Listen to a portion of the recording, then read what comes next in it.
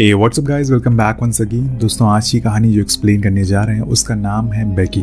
कहानी की शुरुआत होती है एक 13 साल की लड़की से, जिसे देखकर हर किसी को लगेगा कि ये किसी आम और मामूली सी लड़की है। आखिर इतनी छोटी सी लड़की कर ही क्या लेगी। लेकिन दोस्तों, इस गलत फहमी में मत पड़िएगा, ये लड़की हमसे और आपसे 10 गुना आगे है। यहाँ पर बेकी को कुछ ऑफिसर के पास हम देखते हैं जो उसे कुछ सवाल पूछ रहे थे, लेकिन बेकी किसी को कुछ जवाब नहीं देती। लेकिन आखिर में वो यहाँ पुलिस स्टेशन में क्या कर रही है, इसी को जानने के लिए चलते हैं 2 हफ्ते पीछे, जहाँ हम बेकी को एक जेल में देखते हैं जिसमें डोमिनिक नाम के आदमी का काफी अच्छा दबदबा है। इसी के चक्कर में उसे एक प्रिजनर का खून भी कर दिया है, जो कि अभी कुछ दिन पहले यहाँ पर आया था। डोमिनिक के साथ 3 और साथी हैं जिन्होंने उसके इस काम में मदद की है, लेकिन वो किसी को कुछ नहीं बताते और कुछ ही देर बाद ऑफिसर को पता चल जाता है कि ये खून किसने किया। इसीलिए वो एक एक करके तीनों को पकड़ लेते और उन्हें अब एक खास जेल में ले जाने की तैयारी चल रही है, जहाँ पर इनका सामना इनकी ही तरह खूंखार कैदियों से होगा। ये कहानी का प्लॉट है। अब चलते हैं दूसरे प्लॉट की ओर, जहाँ पर हम बेकी को स्कूल में देखते हैं। उसकी वहाँ किसी से बनती नहीं है क्योंकि वो काफी गुस्से वाली है, और यही वजह है कि उसका कोई दोस्त भी नहीं है। कुछ देर बाद उसके डैड उसे लेने के लिए आने वाले। जब स्कूल ऑफ होता है तो वो उन्हें अपने सौतेली माँ के पास ले जाने के लिए आए थे। ऐसा क्यों, ये आपको कुछ ही देर में पता लग जाएगा। लेकिन यहाँ पर भी हम देखते हैं कि डैड और बेकी की कुछ बनती नहीं है। दोनों आपस में ढंग से बात नहीं करते। बीच में उसके डैड कुछ सामान के लिए एक शॉप पर रुकते हैं और वहाँ बेकी फोन में अपनी मॉम की कुछ पुरानी तस्वीरों को देखती है, वीडियोस को देखती है और उन्हें मिस करती है। दरअसल 2 साल पहले उसकी मॉम की मौत हो गई किसी बीमारी की वजह से। तब से ही बेकी का बिहेवियर बहुत चेंज हो गया। उसे लगता है कि उसके मॉम की मौत का जिम्मेदार उसके डैड है। उन्हीं की वजह से उनकी मौत हुई है, क्योंकि वो उनका सही से ख्याल नहीं रखते थे। इसके बाद हम दूसरी तरफ देखते हैं, जहाँ पर डोमिनिक अपने एक साथी से कहकर अपने एपेक्स नाम के कैदी को मरवा देता है, जिससे कि हड़कंप मच जाती है और पुलिस वाले ट्रक को रोकते हैं। इसी मौके का वो लोग इंतजार कर रहे थे, कब वो कार को रोकें और कब वो अपने हाथ खोलें। जैसे ही तीनों पुलिस वाले बाहर आते हैं, ये उन्हें मार डालते हैं और उन्हीं की ड्रेस को पहन लेते हैं, ताकि इन्हें हर कोई पुलिस वाला ही समझे। जिसके बाद ये उस ट्रक को लेकर आगे की ओर निकल जाते हैं। वहाँ जेफ बेकी को लेकर अपने पुराने घर में जाता है, जहाँ पर वो अपनी पहली वाइफ के साथ रहा करता था, यानी कि बेकी की माँ के साथ। लेकिन अब वहाँ पर एक कायला नाम की औरत के साथ वो रहता है, जिसका एक बेटा भी है। और कायला के साथ जेफ का रिलेशन भी है, जो कि बेकी को पसंद नहीं आता, क्योंकि वो नहीं चाहती कि उसकी मॉम की जगह कोई और लड़की ले। इसीलिए वो उसे सीधा मुंह पर बात नहीं करती, जो कि कायला को भी बहुत बुरा लगता है। सीन शिफ्ट होता और हम डोमिनिक को देखते हैं, जिसने ट्रक को एक जगह रोक रखा है। वो किसी कार का इंतजार कर रहा है। तभी दूर से उन्हें एक कार आती हुई दिखाई देती है, जिसमें एक आदमी और उसके 2 बच्चे थे। वो उन्हें रोकता है और उन्हें ये लगता है कि ये असल में पुलिस वाले हैं, क्योंकि उन्होंने यूनिफॉर्म पहन रखी थी। लेकिन हकीकत तो कुछ और ही थी। खैर, डोमिनिक उसे उनकी कार मांगता है, लेकिन वो देने से मना कर देते हैं, क्योंकि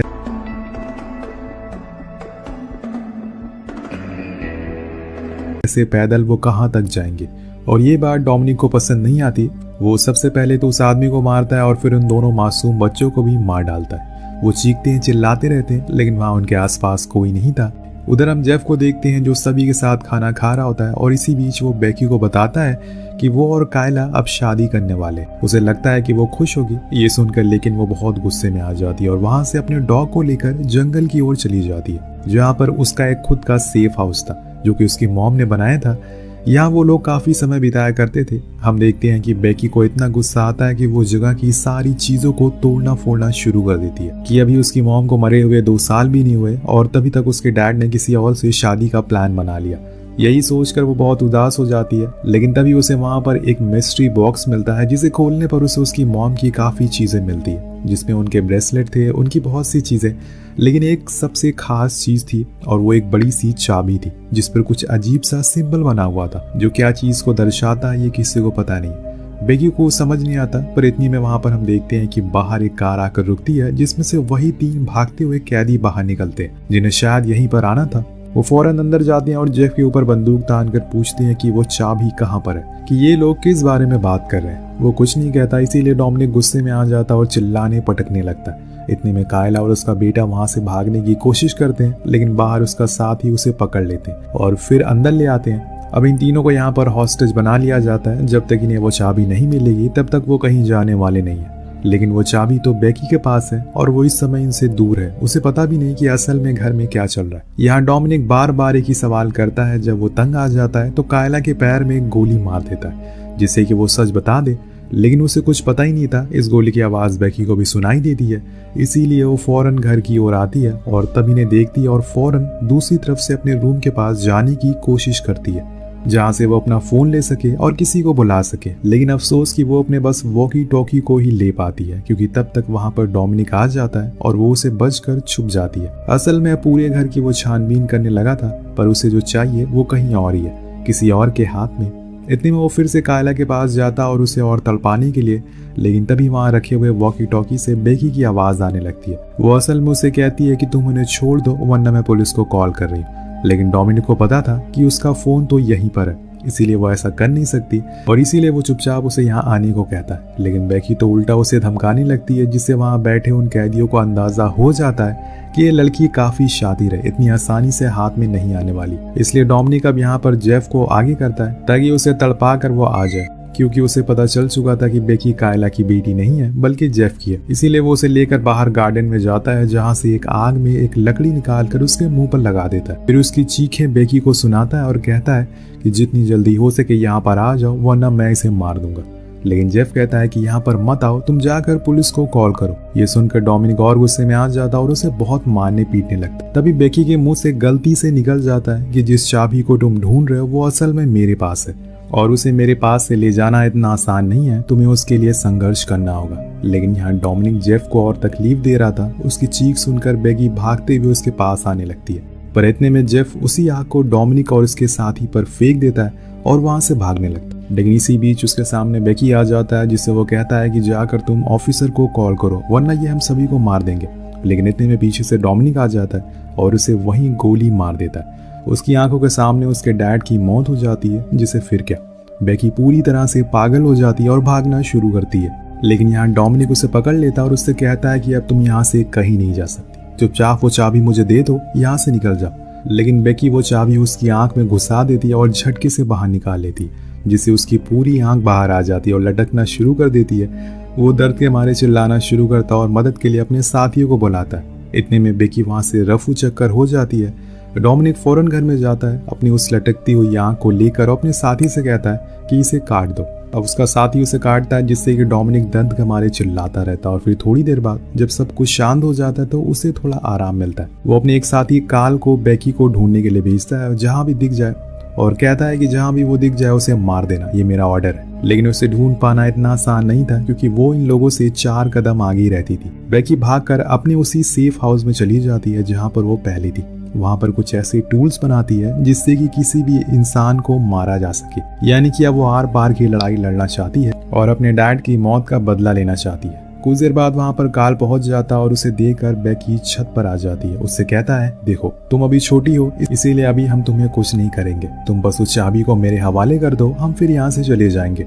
वो उसे अपनी बातों में फंसाने की कोशिश करता है तो बेकी थोड़ी देर बाद उस चाबी को दूर फेंक देती है। लेकिन जब काल उसे उठाने के लिए जाता है तो वो चाबी नहीं बल्कि एक कॉइन होता है। अब जैसे ही वो उसे मारने के लिए मुड़ता है, तब तक बेकी एक स्लाइडिंग मशीन से तेजी से नीचे आती है और उसकी छाती पर एक पेंसिल घुसा देती है। वो बुरी तरह से जख्मी हो गया था, लेकिन उसमें इतनी जान थी कि वो बेकी से लड़ सकता। लेकिन दोस्तों यहाँ पर वो काल को मौका ही नहीं देती उठने का। वो फौरन अपने बैग से एक शार्प स्केल निकाल और उससे लगातार उसके गर्दन पर हमला करना शुरू कर देती है, जिससे कि उसका पूरा मुंह खून से लाल हो जाता और आखिर में उसी स्केल को उसकी गर्दन के आर पार कर देती है और उसकी मौत हो जाती है। अब आपको समझ आ गया होगा कि हमने शुरुआत में ऐसा क्यों कहा कि ये लड़की काफी ज्यादा तेज है। उधर हम घर पर जॉनी को देखते हैं, जो भले ही देखने में बहुत बड़ा और ताकतवर है, लेकिन उसका दिल बहुत ही कमजोर है, सॉफ्ट है। इसीलिए वो कायला के पास जाता और उसके जख्म को देखने लगता है। उसे बुरा लग रहा था कि उसने पैर में बिना किसी वजह के गोली मार दी। तभी कायला कहती है कि मेरा एक बेटा है, प्लीज हमें जाने दो, तुम्हें मुझसे क्या मिल जाएगा, जो तुम्हें चाबी चाहिए वो तो बेकी के पास है। तभी वहां पर डोमिनिक आ जाता है एक आंख को लेकर, उसके कोने में ले जाकर कहता है, तुम्हें अपने मकसद को भूलना नहीं है, तुम्हें ये नहीं भूलना है कि हम यहाँ पर कैसे कैसे पहुंचे हैं। हमने 3 साल इस दिन का इंतजार किया, हमें वो चाबी किसी भी हाल में चाहिए, कुछ भी हो जाए। तुम्हें इन लोगों की बातों में नहीं आना है। वो उसकी बातों में आ जाता है और फिर वो उनकी निगरानी करने लगता। उधर हम बाहर हेमंड नाम के आदमी को देखते हैं, जो काल के आने पर उसकी जगह पर बेकी को ढूंढने के लिए निकल गया था। लेकिन वहाँ बेकी लेक के किनारे एक ट्रैप को सेट कर रही होती है, क्योंकि उसे अच्छे से पता था कि वो इन लोगों से हाथापाई करके तो जीत नहीं सकती। हाँ, अगर वो इन्हें दिमाग का इस्तेमाल करे तो जरूर जीत सकती है। वो उस चाबी के राज को भी जानना चाहती है कि आखिर उसे क्या खुलता है, क्योंकि जब तक हमें ये नहीं पता चलेगा कि इससे खुलता क्या है तब तक वो बेकार है। वहीं उस सेफ हाउस के पास हेमंत आता है जो काल की लाश को देख लेता है और घबरा कर वहां से जाने लगता है। लेकिन इतने में बेकी वहां पर आ जाती है और उससे कहती है कि तुम्हें की चाहिए ना, तो मेरे पीछे आओ। वो उसका पीछे भागने लगता है और यही तो बेकी की चाल थी। वो उसके पीछे पीछे करके लेक तक ले आई थी और यहाँ भी यही होता है और वो आगे जाकर ट्रैप में फंस जाता है और वहीं गिर जाता है। लेकिन अभी भी उसमें जान थी। वो पागलों की तरह बेकी को मारने लगता है, पर बेकी उस पर चढ़ जाती है और जॉन विक बन जाती है। पेंसिल से उस पर वार करती है जिससे कि वो पानी में गिर जाता है और इसी का फायदा बेकी उठा लेती है। वो उस पर उस बोट को चढ़ा देती है जिससे कि उसके शरीर के चीथड़े उड़ जाते हैं और पूरा लेक लाल हो जाता है। वही हम घर पर डोमिनिक और जॉनी को देखते हैं, क्योंकि अब वही दो बचे हुए थे। इसलिए डोमिनिक उससे कहता है कि जाकर उस चाबी को लेकर आओ। तो वो भी जंगल में निकल जाता है और बीच में उसे काल की लाश दिखाई देती है जिससे वो समझ जाता है कि उसके साथ ही मारे गए। वो अब उसे लेक के पास पहुंच जाता है जहाँ पर उसे बेकी दिख जाती है, पर उससे पहले उसका डॉग आ जाता है जिससे जॉनी एक ही मुक्के में सुला देता है और गुस्से में आकर बेकी उसके पीछे से हमला करती है। लेकिन वो उसका ऐसे मुकाबला नहीं कर सकती। वो उसके सीने पर एक मुक्का मारता है जिससे कि वो नीचे गिर जाती है। यहाँ उसे सांस लेने में दिक्कत होने लगती है।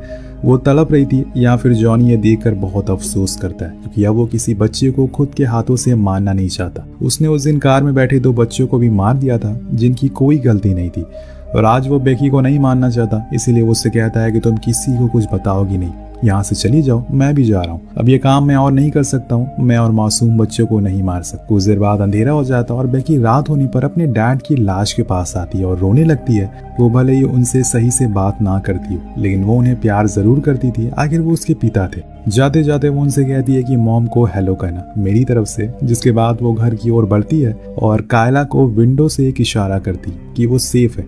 अब वो ये जानकर बहुत खुश होती है और बेकी अंदर आ जाए।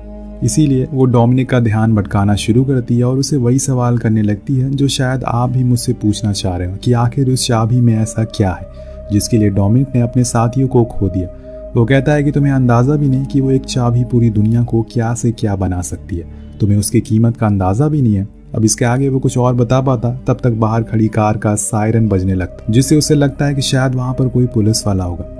वो बाहर जाता है, लेकिन जब वो गेट को खोलता है तो उसमें बेकी का डॉग उसके हाथ में काट लेता है। लेकिन सही समय पर वो गेट को बंद कर देता है और फिर बंदूक से उसे मारने के लिए आगे बढ़ता है। लेकिन दोस्तों यहाँ पर बेकी दूसरी कार की लाइट को ऑन कर देती है और ये उसका ही प्लान था। वो कार को तेजी से आगे की ओर लेकर आती है और उसको डोमिनिक के ऊपर चढ़ाने की कोशिश करती है, लेकिन इसमें सफल नहीं हो पाती, क्योंकि ऐसा करने के लिए उसे डोर से कार को लाना पड़ता है। इसी का फायदा उठाकर वो बच जाता है। उधर घर में हम देखते हैं कि कायला किसी का वहां पर ना होने की वजह से फायदा उठाती है, फिर अपने बच्चे को। लेकिन क्या वो बेकी की जान बचाने के लिए जंगल में जाएगी या फिर यहाँ से भागना ही सही समझेगी, ये तो हमें समय बताएगा।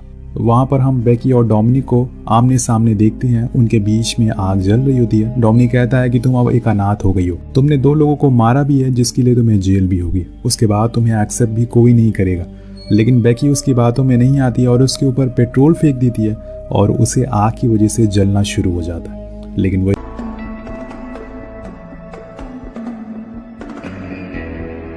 इतनी आसानी से मरने वाला नहीं था। वो उस आग से बच जाता और फिर बेकी को पकड़ लेता है। उसके हाथ से वो चाबी भी छीन लेता है, जिसके बाद वो उस पर बंदूक तान देता और कहता है कि तुम्हारा अब ये खेल यहीं पर खत्म हुआ। लेकिन तभी वहां अचानक से जॉनी आ जाता है जो कहता है कि अब वो उसे इस बच्ची को मारने नहीं देगा, और इसी को लेकर उन दोनों में हाथापाई होने लगती है। जिसका फायदा उठाकर बेकी पास में ही पड़े एक चेन सॉ को लाती है और डोमिनिक की गर्दन पर चला देती है। जिसके बाद क्या होगा वो तो आपको पता ही है। सब कुछ होने के बाद जॉनी उसे माफी मांगता है कि उसके डैड को उसे मारना नहीं चाहिए था, उसने बहुत बड़ी गलती कर दी। लेकिन बेकी को अपनी डैड की मौत के बदले मौत चाहिए थी, जो कि उसे वो शूट करके ले भी लेती है। तो यहाँ पर वो दरिया दिली दिखाने के लिए नहीं आई थी। उसने आखिरकार अपने डैड का बदला ले ही लिया। जिसके बाद वो चाबी को उठाती है और सोचने लगती है कि आखिर इसमें ऐसा क्या है, इससे क्या खुलता है। लेकिन तभी वहां पर कायला अपने बेटे के साथ आ जाती है और कहती है कि कुछ देर में पुलिस आने वाली है। अब यहाँ से कहानी वहीं पर आ जाती है जहाँ पर इसकी शुरुआत हुई थी, यानी कि वही पुलिस स्टेशन से जहाँ पर 2-3 पुलिस वालों को शक था जितने भी लोग मरे हैं उन्हें बेकी ने ही मारा है। लेकिन उनके पास कोई सबूत नहीं था, क्योंकि ये काम बेकी ने बहुत ही सफाई के साथ किया था। इसीलिए वो पकड़ी नहीं जाती और उस चाबी के बारे में भी नहीं बताती, किसी को भी, जैसे कि डायरेक्टर ने हमें भी नहीं बताया कि आखिर उस चाबी से खुलता क्या है, क्या कोई खजाना या फिर कोई ऐसी चीज जिसका हमें पता नहीं। आपको क्या लगता है, इसकी एंडिंग ऐसी ओपन छोड़ दी गई है? वेल, आपको जो भी सोचना है उस चाबी से जो भी खुलता है नीचे कमेंट करके जरूर बताएगा। मिलते हैं अगली वीडियो में। Peace out.